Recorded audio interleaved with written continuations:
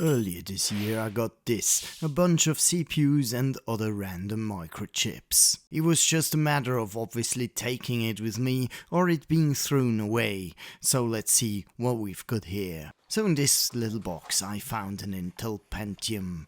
At first I thought it to be the first generation CPU which had the floating division bug.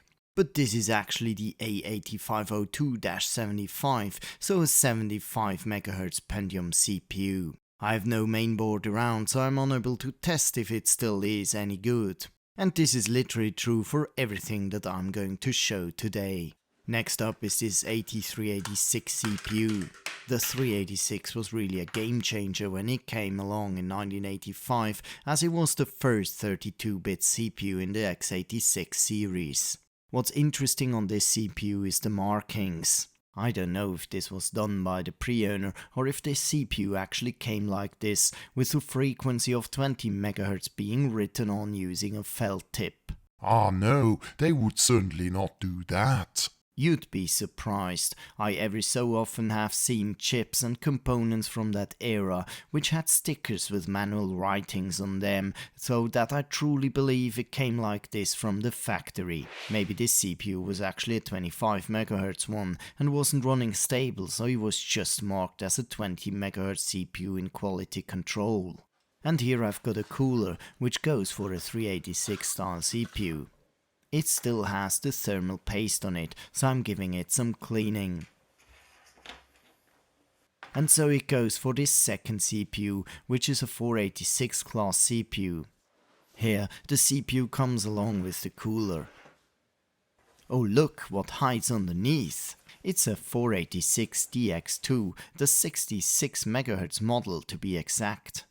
Now that's cool, as I actually had played with the idea to replace the SX25 on that compact Presario 425 by a 66 MHz CPU. Unfortunately, the mounting frame is broken, but nothing which my plastic superglue won't fix. Also the cooler and the fan in particular need some treatment to clean it.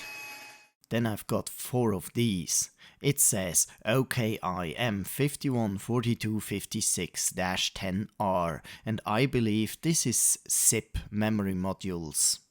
Then I've got some more, and honestly I didn't bother to investigate. At least a few of them seem to be NAND gates.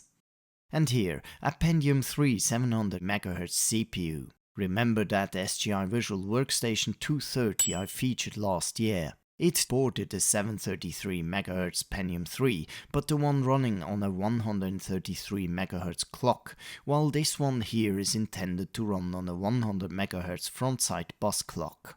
And here's some random EPROMs, and last but not least another bulk of random chips. There's more Intel x86 CPUs, and in the upper left corner a bunch of Motorola 68000 CPUs. And also there's a few MOS chips like the 8381 or the 5719, which are good for repairing Amigas. On the upper right corner there's a few Z80 compatible CPUs produced by Sharp, while on the bottom, just besides the larger Intel x86 CPUs, there's a bunch of 8085 CPUs. I know, I didn't go into the full detail here as I was just cleaning it up and getting an idea on what I've actually got. Maybe I'll just leave it as is, eventually building a nice showcase on the CPU evolution. On the other hand, some of the chips might still be good to use for repairing something else, like my friend's Amiga 500. I'm the Vintage Collector, and this was my short Advent Time story for today. Thanks for watching, and see you again tomorrow. If you check out this channel's community tab, you'll find some polls on potential upcoming videos. You're very welcome to upvote on upcoming topics or drop in new ones you'd like me to chase down.